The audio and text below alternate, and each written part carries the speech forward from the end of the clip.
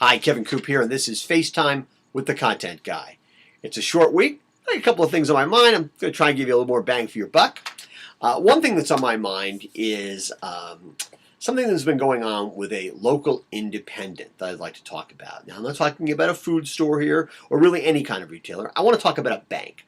And this is a bank that serves New England, Middle Atlantic area, and it seems to be positioning itself in the marketplace as being better because it's not one of the big banks, which with some justification, it suggests, they've been tainted by recent economic events.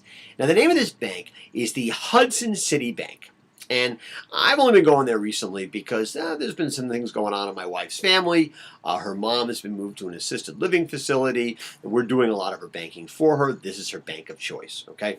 So I've been going there to make deposits. That's all I need to do is make deposits for her, okay?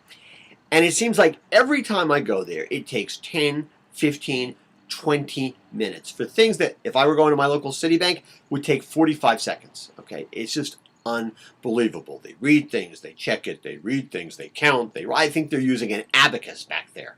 It is unbelievable. They call the branch manager over all the time. These are deposits. I'm not taking money out. It's unbelievable to me. It is just so incredibly frustrating.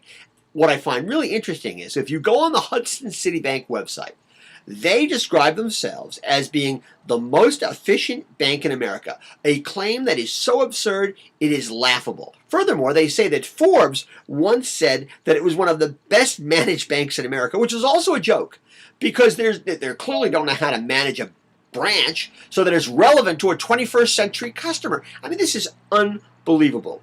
And the whole marketing pitch strikes me as being misguided because it seems to be tied to the idea that we're small, therefore we're better. You're not better because you're small. You're only better when you're better. And I just think this bank is a joke. And I think that any retailer who kind of ties itself to the idea that we're better because we're small is making an enormous mistake. Which leads me to a story I read this week that also made me crazy. And this one was from Bloomberg, right? And basically it had the title, "The Era of Big Box Retail Dominance is Coming to an End." Now, let me quote from the story. It says, "The new mantra is small box. While Best Buy, Walmart, and Target are still opening large stores, all are putting increasing emphasis on smaller ones. Best Buy plans to double the number of its smaller Best Buy mobile stores by 2016.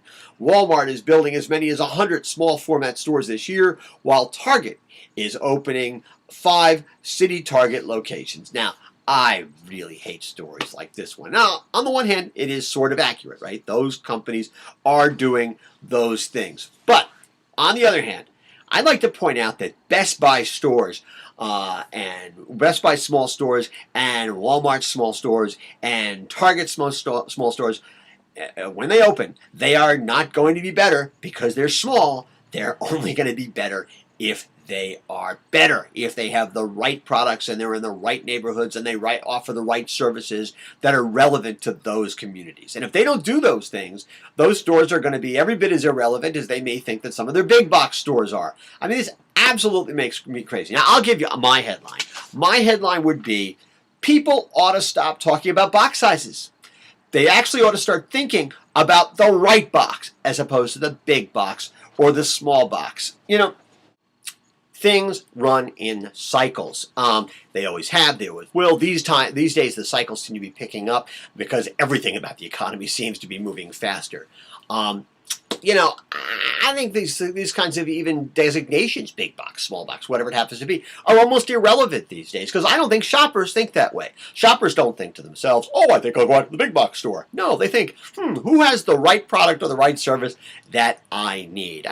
God, to such an extent, I think these sort of headlines and these sort of stories are generated by the PR folks who work for consultants who need another pitch to make or more research to sell or whatever it happens to be. Here's what you need to do. You need to make the store experience relevant, compelling, illuminating, and immersive. Do those things, and you'll have a store experience that works, and size won't matter. Anyway, that's what's on my mind this Thursday morning.